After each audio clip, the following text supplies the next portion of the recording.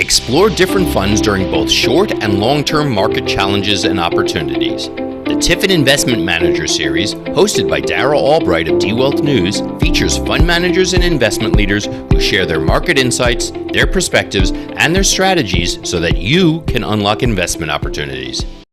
Hi there. Welcome to Tifin's Investment Manager Series. I'm your host, Darrell Albright, and with me today is Pouya Taaghol, founder and CEO of Big Data Federation, the parent company of Ultra Blue Capital.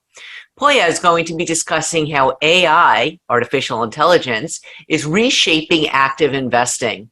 Pouya, thanks so much for joining us today. Thank you, Dara, for hosting us. Well, let's dive right in and let's start the conversation rolling, talking about technology and how it continues to evolve. And as it does, we've seen this massive increase in the use of AI and data across all industries, but especially in the investment space. So maybe you could focus on discussing a little bit about why these tools are becoming so popular in the investment space. Thank you so much. Yeah, I mean, it's we live in a new world where we're overwhelmed by the amount of information coming our way. The data is just exploding. Every industry, you look at the companies themselves. There's a lot of government data coming in, and there's a lot of alternative data out there.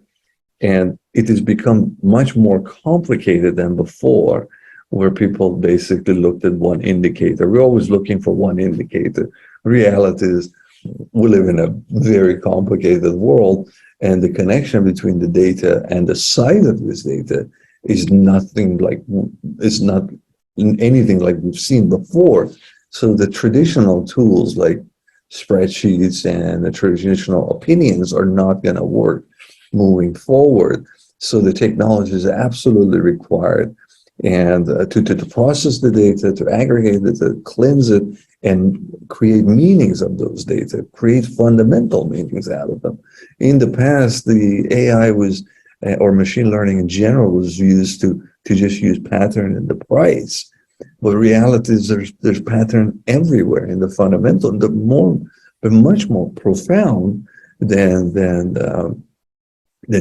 just the price pattern. And that's what we actually have spent years building and trying to tackle the challenge that has always been there. But we think that the approach should be renovated with technology, use of technology, and this is a new era that we're dealing with. Yeah. Oh, certainly. So how is artificial intelligence mitigating some of the challenges that asset managers are facing today in the investment space? The investment space, as you know, depending on what people are using to invest, whether they're in the equity market or in the bond market, there's heavy connection between all these different asset classes and asset types, and how which one should be used, and how and what inside that each asset class should be invested in. So basically, with the advent of AI and processing the fundamental and predicting the fundamental, one could build a portfolio that is very dynamic, not only believing in something, but there's nothing to get quite attached to these days. What worked 2 years ago is not what's working now, and what works in a few years from now is not what is going to be today. If you actually look at the top of S&P 500, it's very, very different than what it used to be, and it would be very, very different going forward. So it is very important to catch some of these fundamental shifts. They are linked to the fundamental. They are absolutely representation of fundamental and fundamental growth. So the AI and forecasting, the ability to forecast, which is very, very hard. And we're not trying to forecast too far into the future. No one can. No one should. I think, and predicting tomorrow is also, not quite practical. there is a sweet spot in the middle that this forecasting could be quite valuable.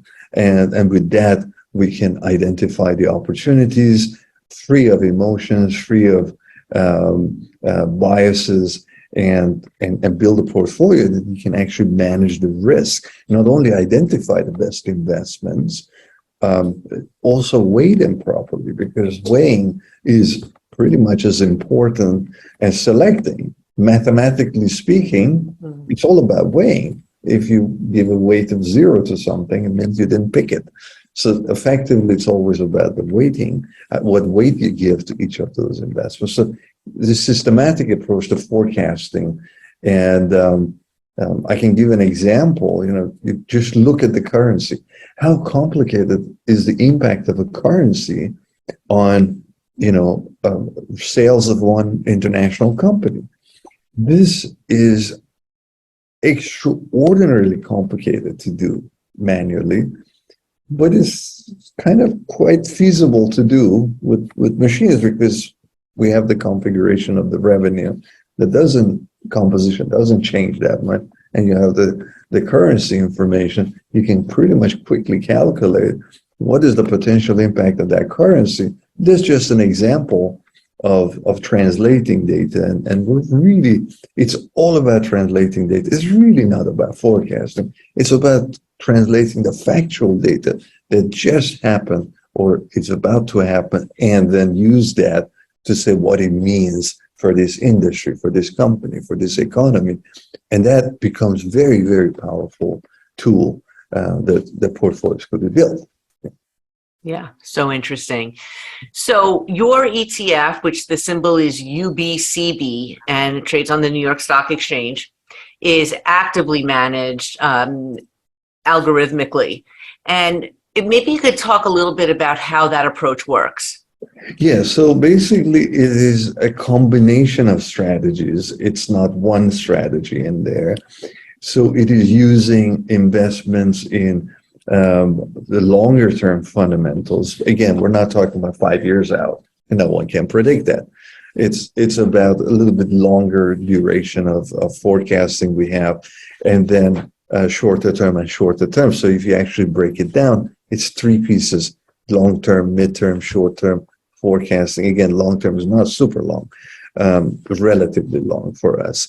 And based on those, selections are made actively by our algorithm, and then they create a weighting based on the risk they see in the fundamental of that company and the volatility of that stocks. And then a portfolio is born.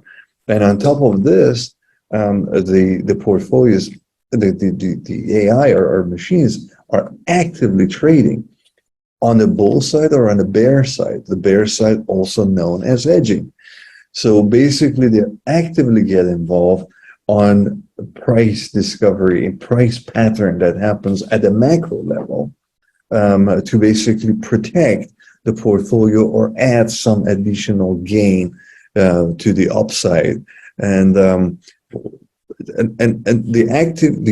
trading part of the portfolio is fairly quiet, only when it finds opportunities to trade over the top. The macro trade, it gets involved. But anything that you would see on those 3 strategies of investments, short-term, mid-term, and long-term, they are also actively managed by our machines. They either get involved in the middle of the day or towards the end of the week, and they find the best time for the liquidity to put the trades in. So they also communicate with natural language. They actually communicate with anyone in the middle that is monitoring this to actually say what we're doing and how we're doing it. I think it's a new era. I don't believe the traditional discretionary managements can sustain over time when there are potentials of such broad data. So to just give you an example, we process about 1.5 trillion data points a day. And some of our data goes back to 1920s and 30s. No portfolio manager was alive to see those macro events.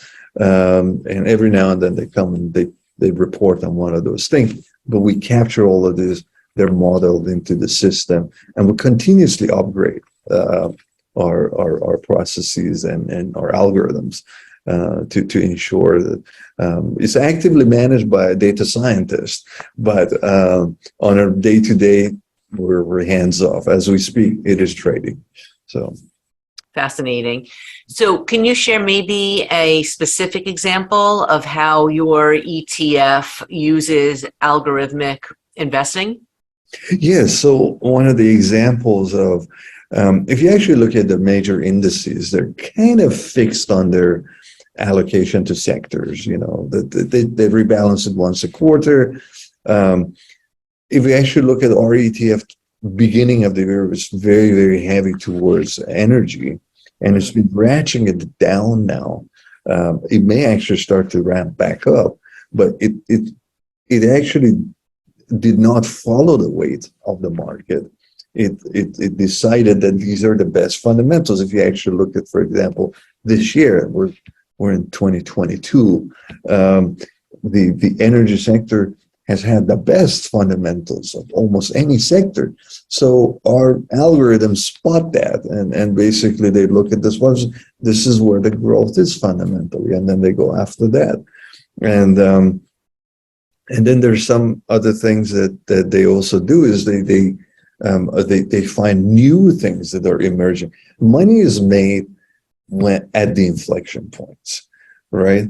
And you know, when people come in too late, it's already too late. Mm-hmm. Come in too early, it's also too early. It's the same as being wrong.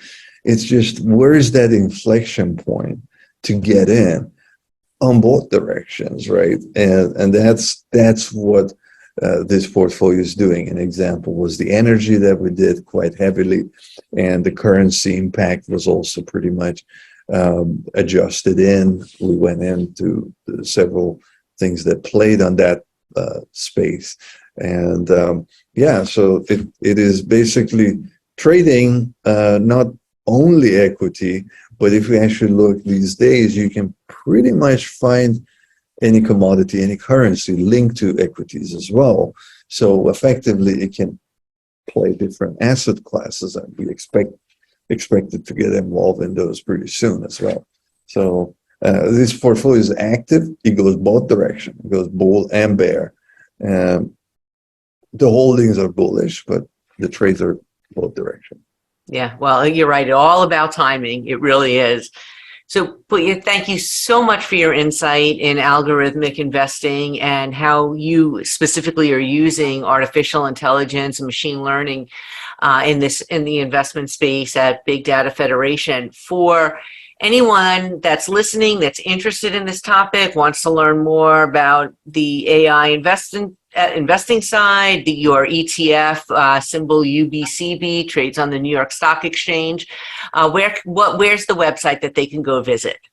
Well, the best website we have that we're going to put all our ETF, we're launching another one, would be activeinvesting.ai. Very simple.